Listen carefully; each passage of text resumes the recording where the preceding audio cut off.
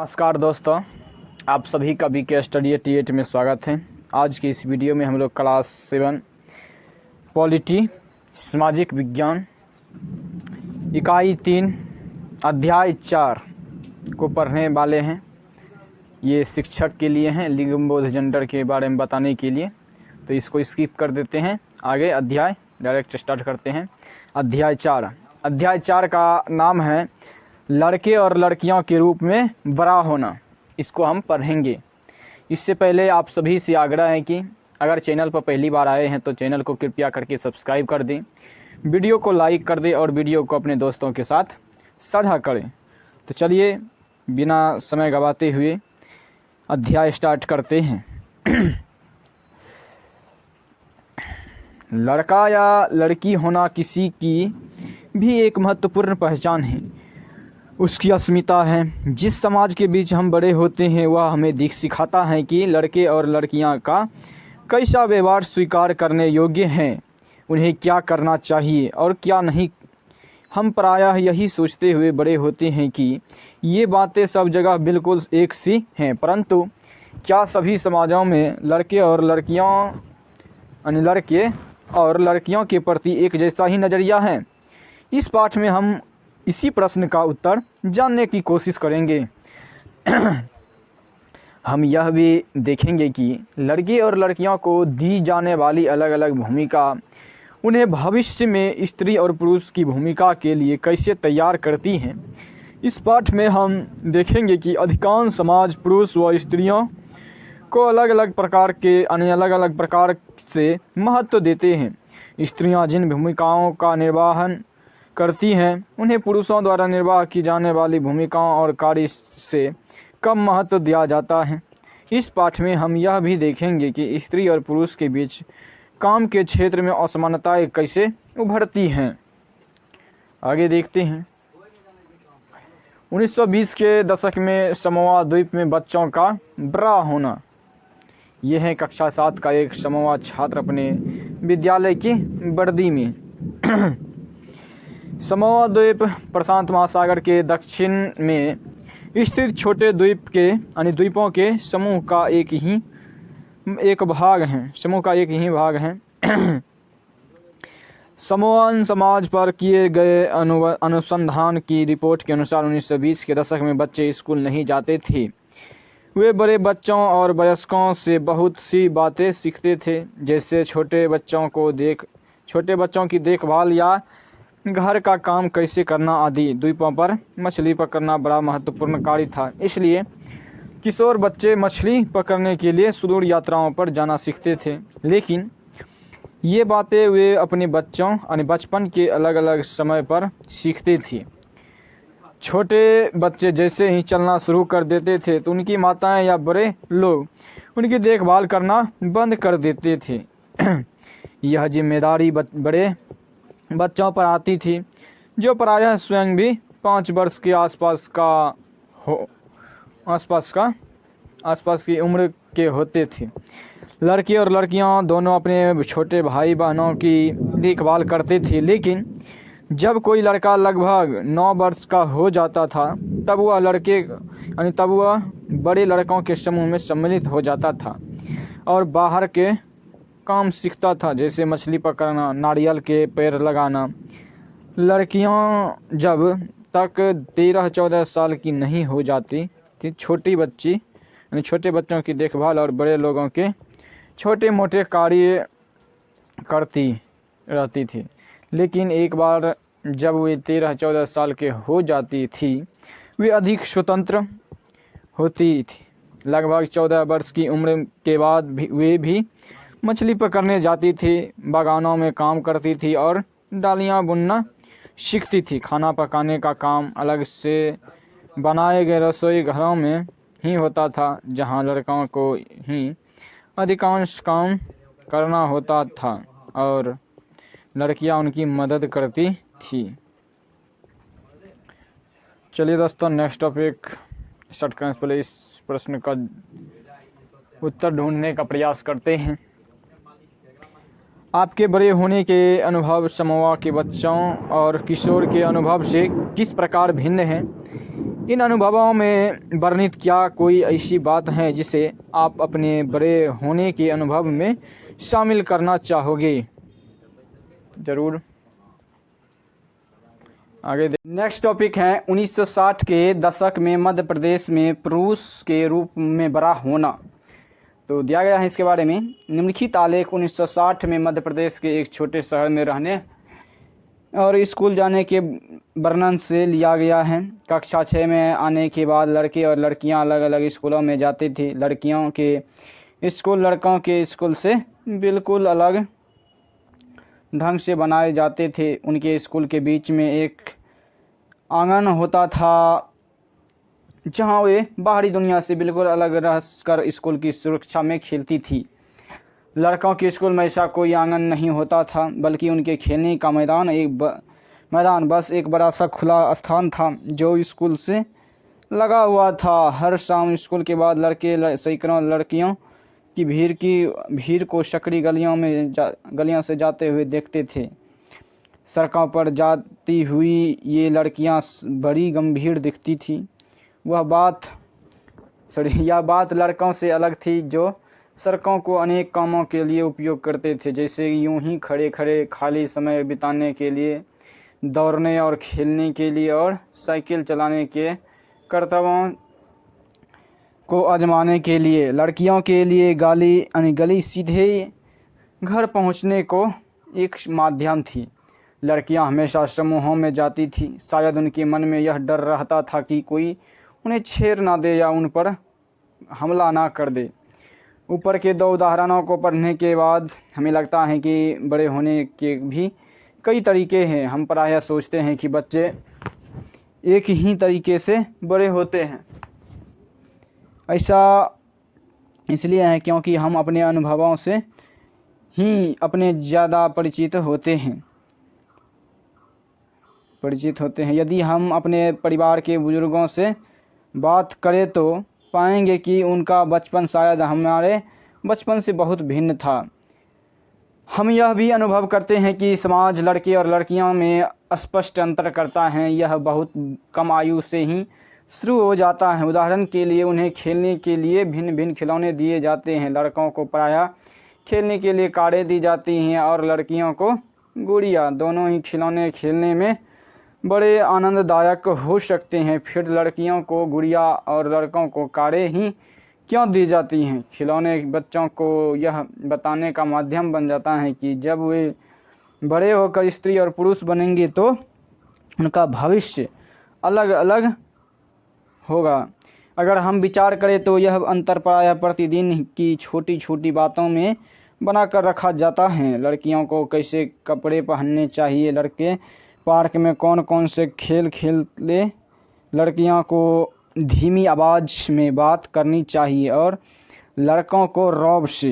ये सब बच्चों को यह बताने के तरीके हैं कि जब वे बड़े होकर स्त्री और पुरुष बनेंगे तो उनकी विशिष्ट भूमिकाएं होगी। बाद में जीवन में इसका प्रयोग हमारे अध्ययन के विषयों या व्यवसाय के चुनाव पर भी करता है। मेरी माँ काम नहीं करती। चलिए देखते हैं चित्र के माध्यम से और चित्र में बने बॉक्स के माध्यम से हम कुछ समझने का प्रयास करते हैं लड़के और लड़कियों में भेद, अंतर, संबंध इत्यादि के बारे में। माँ, हम सभी बच्चे स्कूल से भ्रमण पर जा रहे हैं। रोजी मैडम को साथ चलने के लिए किसी बड़े की ज़रूरत है। क्या आप अपने ऑफिस से एक दिन की छुट्टी लेकर हमारे साथ चल सकती हैं? वैसे हरमीत की माँ हमेशा ऐसे समय पर हमारे साथ जाती हैं क्योंकि वे कोई काम नहीं करती। सोनाली, तुम ऐसा कैसे कह सकती हो? तुम जानती हो जसप्रीत आंटी रोज़ सुबह 5 बजे उठ जाती हैं और घर भर के सारे काम करती हैं। हाँ, पर वे कोई काम तो नहीं हैं ना, ये तो बस घर के काम हैं। ओह, क्या तुम वाकई ऐसा ही सोचती हो? चलो ऐसा करते हैं कि जसप्रीत के घर चलते हैं और उससे पूछते हैं कि वे खुद क्या सोचती हैं। आगे देखते हैं। श्री सिंह के घर पर हरशरण सोनाली सोचती हैं कि आपकी पत्नी कोई कामकाजी महिला नहीं है। पर आंटी, क्या वाकई ये ठीक नहीं है? मेरी माँ तो घरेलू महिला है, कोई काम कहाँ करती है। तो जसप्रीत, यदि ऐसा है तो तुम कुछ आराम क्यों नहीं करती और एक बार ज़रा इन्हें ही सब कुछ खुद करने दो। क्या बात है, ठीक, मैं कल हड़ताल पर चली जाती हूँ। वाह, कितना मज़ा आएगा। कल हम पापा के साथ मिलकर सारा काम संभालेंगे। आगे देखती हैं। अगली सुबह 7:30 बजे। हे भगवान, समय तो देखो, मेरा नाश्ता कहाँ है और बच्चे अभी तक तैयार क्यों नहीं हुए। मैं क्या जानूँ, याद है ना, मैं तो हड़ताल पर हूँ। आज तो मंगला ने भी छुट्टी ले रखी है। ओह, यह तो स्कूल बस थी। अब तो मुझे बच्चों को कार से ही स्कूल छोड़ना होगा। जल्दी करो, जल्दी, और हरमीत को कहो कि वह पंप का स्विच ऑन करे। आगे देखती। लेकिन बच्चों के लंच बॉक्स का क्या होगा? अरे, यह भी उसके बारे में भूल जाओ। मैं तुम्हें कुछ पैसे दे दूंगा, तुम कैंटीन से कुछ खरीद लेना। माँ ने इसके लिए पहले ही पैसे दे दिए हैं। शाम 6 बजे। डिंग डिंग डिंग। मैं तो बिल्कुल थक चुका हूँ, कुछ चाय हो जाए। मैं तो भूल ही गया था कि तुम हड़ताल पर हो, मैं खुद ही बनाता हूँ। पूरा घर तो देखो, जैसे कि यहाँ कितना तूफान मचा हो। तुम क्या सोचते हो कि सुबह तुमने घर को जैसी हालात में छोड़ा था, वह वैसी हालात में दिन भर रहेगा? हरमीत, कमबख्त, चाय की पत्तियाँ कहाँ रखी हुई हैं? क्या अभी भी वे सोचते हैं कि मैं काम नहीं करती हूँ? और अभी तो मैं तुम्हें याद दिलाऊंगी कि चाची जी और चाचा जी रात के खाने पर आने वाले हैं। वाह, बहुत ही अच्छा पढ़ाया जी, मज़ा आ गया। किसी के काम को अंडर एस्टिमेट नहीं करना चाहिए, इससे तो यही शिक्षा मिल रहा है।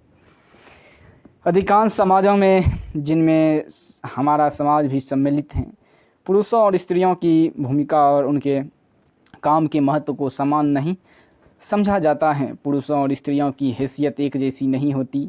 आओ देखें कि पुरुषों और स्त्रियों के द्वारा किए जाने वाले कामों में यह असमानता कैसे है। नेक्स्ट टॉपिक है घरेलू काम का मूल्य। हरमीत के परिवार को नहीं लगता था कि जसप्रीत घर का जो काम करती थी वह वास्तव में काम था। उनके परिवार में ऐसी भावना का होना कोई निराली बात नहीं थी। सारी दुनिया में यानी घर के काम की मुख्य जिम्मेदारी स्त्रियों की होती है, जैसे देखभाल संबंधी कार्य, परिवार का ध्यान रखना, विशेषकर बच्चों, बुजुर्गों और बीमारों का। फिर भी जैसा हमने देखा घर के अंदर किए जाने वाले कार्यों को महत्वपूर्ण नहीं समझा जाता। मान लिया जाता है कि वे तो स्त्रियां के स्वाभाविक कार्य हैं, इसलिए उनके लिए पैसा देने की कोई ज़रूरत नहीं है। समाज इन कार्यों को अधिक महत्व नहीं देता है। मिलानी अपनी बच्ची के साथ। नेक्स्ट टॉपिक है घर पर कार्य करने वालों का जीवन कैसा है, तो इसके बारे में देखते हैं। उपर्युक्त कहानी में केवल हरमीत की माँ ही घर के काम नहीं करती थी, वह काफ़ी सारा काम मंगला करती थी, जो उनके घरेलू काम में मदद के लिए लगाई गई थी। बहुत से घरों में, विशेष कर शहरों और नगरों में, लोगों को घरेलू काम के लिए लगा लिया जाता है। वे बहुत काम करते हैं, झाड़ू लगाना, सफाई करना, कपड़े और बर्तन धोना, खाना पकाना, छोटे बच्चों और बुजुर्गों की देखभाल करना आदि। घर का काम करने वाली अधिकांशतः स्त्रियां होती हैं। कभी कभी इन कार्यों को करने के लिए छोटे लड़के या लड़कियों को काम पर रख लिया जाता है। घरेलू काम का अधिक महत्व नहीं है, इसलिए इन्हें मजदूरी भी कम दी जाती है। घरेलू काम करने वालों का दिन सुबह 5 बजे से शुरू होकर देर रात 12 बजे तक भी चलता है। जी तोड़ मेहनत करने के बावजूद प्रायः उन्हें नौकरी पर रखने वाला उनसे सम्मानजनक व्यवहार नहीं करते। दिल्ली में घरेलू काम करने वाली एक स्त्री मेलानी ने अपने अनुभव के बारे में इस तरह बताया, मेरी पहली नौकरी एक अमीर परिवार में लगी थी जो 3 मंजिले भवन में रहता था। मेम साहब अजीब महिला थी जो हर काम करवाने के लिए चिल्लाती रहती थी। मेरा काम रसोई का था, दूसरी दो लड़कियां सफाई का काम करती थी। हमारा दिन सुबह 5 बजे शुरू होता। नाश्ते में हमें 1 प्याला चाय और 2 रूखी रोटियां मिलती थी। हमें तीसरी रोटी कभी नहीं मिली। शाम के समय जब मैं खाना पकाती थी तो दोनों लड़कियां मुझसे एक और रोटी की मांगती रहती थी। मैं चुपके से उन्हें 1 रोटी दे देती थी और ख़ुद भी 1 रोटी ले लेती थी। हमें दिन भर काम करने के बाद बड़ी भूख लगती थी। हम घर में चप्पल नहीं पहन सकते थे। ठंड के मौसम में हमारे पैर सूज जाते थे। मैं मैम साहब से डरती थी, परंतु मुझे गुस्सा भी आता और अपमानित भी महसूस करती थी। क्या हम दिन भर काम नहीं करते थे? क्या हम कुछ सम्मानजनक व्यवहार के योग्य नहीं थे? वास्तव में जिसे हम घरेलू काम कहते हैं उनमें अनेक कार्य सम्मिलित रहते हैं। इनमें से कुछ कामों में बहुत शारीरिक श्रम लगता है। ग्रामीण और शहरी क्षेत्रों में औरतों और लड़कियों को दूर दूर से पानी लाना पड़ता है। ग्रामीण क्षेत्रों में स्त्रियों और लड़कियों को जलाऊ लकड़ी के भारी गट्ठर सिर पर ढोने पड़ते हैं। कपड़े धोने, सफाई करने, झाड़ू लगाने और वजन उठाने के कामों में झुकने, उठाने और सामान लेकर चलने की ज़रूरत होती है। बहुत से काम जैसे खाना बनाने आदि में लंबे समय तक गर्म चूल्हे के सामने खड़ा रहना पड़ता है। स्त्रियां जो काम करती हैं वह भारी और थकाने वाली शारीरिक काम होता है, जबकि हम आमतौर पर सोचते हैं कि पुरुष ही ऐसा काम कर सकते हैं। घरेलू और देखभाल के कामों का एक अन्य पहलू जिसे हम महत्व नहीं देते हैं वह है इन कामों में लगने वाला लंबा समय। वास्तव में यदि हम स्त्रियों द्वारा किए जाने वाले घर के और बाहर के कामों को जोड़े तो हमें पता चलेगा कि कुल मिलाकर स्त्रियां पुरुषों से अधिक काम करती हैं। बात तो सही है। निम्न तालिका में भारत के केंद्रीय सांख्यिकी संगठन द्वारा किए गए विशेष अध्ययन के आंकड़ों में 1998 से 99 देखिए। क्या आप रिक्त स्थानों को भर सकते हैं? राज्य स्त्रियों के वेतन सहित कार्य घंटे प्रति, स्त्रियों के अवेतनिक घरेलू काम घंटे प्रति सप्ताह अपने, स्त्रियों के कुल काम के घंटे, पुरुषों के वेतन सहित कार्य घंटे और पुरुषों के अवेतनिक घरेलू काम के घंटे प्रति सप्ताह, पुरुषों के कुल घंटे काम के घंटे। तो हरियाणा में स्त्रियां 23 घंटे प्रति सप्ताह देते हैं और तमिलनाडु में 19 घंटा। अवेतनिक घरेलू काम के घंटे 30 घंटा और 35 घंटा। स्त्रियों के कुल काम के कितने घंटे? सप्ताह 7 चौक 28 लगभग 4 घंटा का अप्रॉक्स देता है हरियाणा में। और यहाँ पर देखिए पुरुषों के वेतन सहित कार्य घंटे 38। तो यानी स्त्रियों के कुल काम के घंटे, तो प्लस कर सकते हैं दोनों को।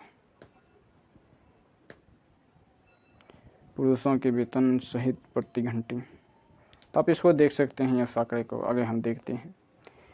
नेक्स्ट टॉपिक है महिलाओं का काम और समानता के बारे में।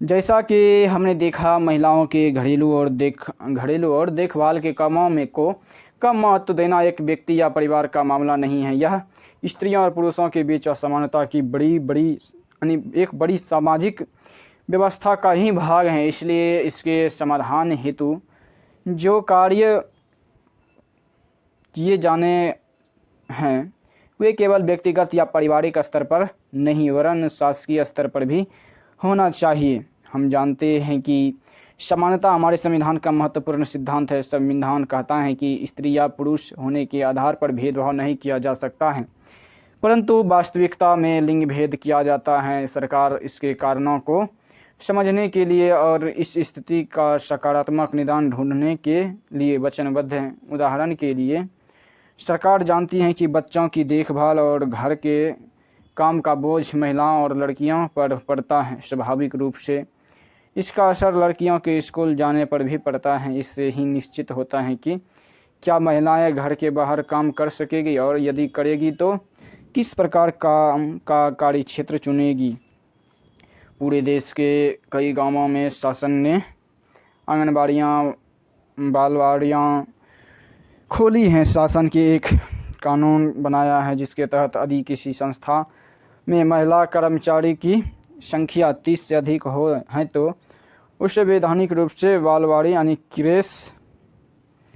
क्रेश की सुविधा देनी चाहिए। बालवाड़ी की व्यवस्था होने से बहुत सी महिलाओं को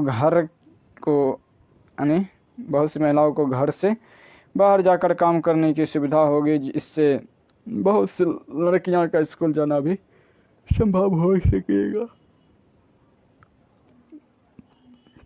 आगे देखते हैं क्या है, चित्र वाले देख लेते हैं आपके अंदर। मध्य प्रदेश के एक गांव में आंगनबाड़ी केंद्र में बच्चे, बहुत सी स्त्रियां जैसे कहानी में सोनाली की मां और हरियाणा व तमिलनाडु की महिलाएं जिनका सर्वेक्षण किया गया है। घर के अंदर वह बाहर दोनों जगह काम करती हैं। इससे प्रायः महिलाओं के काम के दोहरे बोझ के रूप में जाना जाता है। आगे देखते हैं, सतत विकास लक्ष्य 5 लैंगिक समानता के बारे में आप इसके बारे में जानने का प्रयास कर सकते हैं और इसको www.in.undp.org यानी ऑर्गेनाइजेशन पर आप देख सकते हैं इसके इंडेक्स के बारे में। आप क्या सोचते हैं, यह पोस्टर क्या कहने की कोशिश कर रहे हैं? मैं हर कहीं मौजूद मेरी अनदेखी हो और वही संभव कौन सी वह तुम्हारी उपलब्धि जिनमें मेरा नहीं, यह भाग औरत का चाहिए अपना अधिकार। यस, यह पोस्टर बंगाल की महिलाओं के एक समूह ने बनाया है। क्या इसी आधार बनाकर आप कोई अच्छा सा नारा तैयार कर सकते हैं? नारी का शक्ति। आगे देखिए दोस्तों, यहाँ पर यह अध्याय समाप्त हो गया है। इसके शब्द संकलन को देखते हैं। अस्मिता यानी पहचान, यह एक प्रकार से स्वयं के होने यानी अपने अस्तित्व के प्रति जागरूकता का भाव है। एक व्यक्ति की कई अस्मिता हो सकती हैं। उदाहरण के लिए, एक ही व्यक्ति को एक लड़की, बहन और संगीतकार की तरह अस्मिता जा सकता है। दोहरा बोझ का शाब्दिक अर्थ क्या है? दोहरा बोझ शाब्दिक रूप से इसका अर्थ है 2 गुना वजन। सामान्यतः इस शब्द का महिलाओं के काम की स्थिति को समझाने के लिए प्रयोग किया गया है। यह इस तथ्य को स्वीकार करता है कि महिलाएं आमतौर पर घर के भीतर और घर के बाहर दोहरा कार्यभार संभालती हैं। देखभाल के अंतर्गत अनेक काम आते हैं, जैसे संभालना, ख्याल रखना, पोषण करना आदि। शारीरिक कार्यों के अतिरिक्त इसमें गहन भावनात्मक पहलू भी सम्मिलित हैं। अवमूल्यित मतलब क्या होता है? जब कोई अपने काम के लिए अपेक्षित मान्यता या स्वीकृति नहीं पाता है, तब वह स्वयं को अवमूल्यित महसूस करता है। उदाहरण के लिए देखें, अगर कोई लड़का अपने मित्र के लिए घंटों सोच विचार कर बहुत खोजकर एक उपहार बनाता है और उसका मित्र उसे देखकर कुछ भी ना कहे, तो ऐसे में पहला लड़का अवमूल्यित महसूस होता है। दोस्तों, मिलते हैं नेक्स्ट अध्याय और नेक्स्ट डे। इससे पहले आप सभी से आग्रह है कि अगर चैनल पर पहली बार आए हैं तो चैनल को कृपया करके सब्सक्राइब कर दें, वीडियो को लाइक कर दें और वीडियो को अपने दोस्तों के साथ साझा करते हैं। मिलते हैं नेक्स्ट। जय हिंद।